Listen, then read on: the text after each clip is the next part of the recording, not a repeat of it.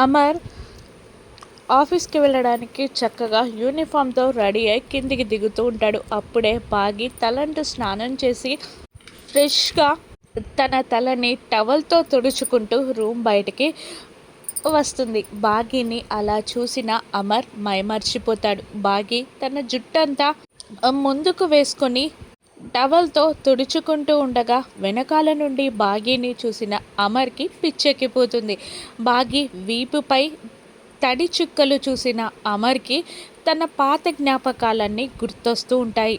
ఒకసారి బాగీకి ప్రేమగా నెక్లెస్ పెట్టడం, ఒకసారి చీకట్లో బాగీకి రాత్రిపూట గుడిసెలో ప్రేమగా దగ్గరవ్వడం అన్నీ గుర్తొస్తూ ఉంటాయి అమర్కి.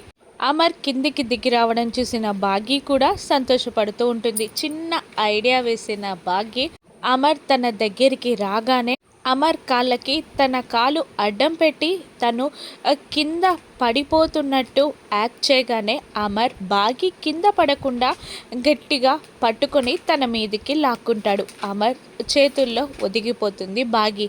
ఇద్దరి కళ్ళు కలుస్తాయి. ఒకరినొకరు ప్రేమగా చూస్తూ ప్రపంచాన్నే మర్చిపోతారు. అప్పుడే వచ్చిన రాథోడ్, మనోహరి, చెంబా కూడా అది చూస్తారు.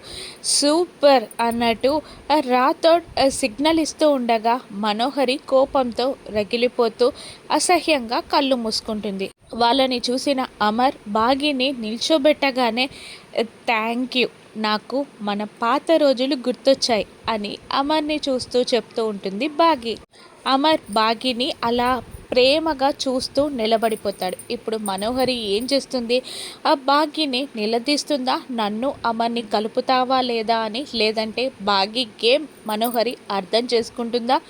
రాను ఎపిసోడ్స్లో చూద్దాం. Thank you for watching.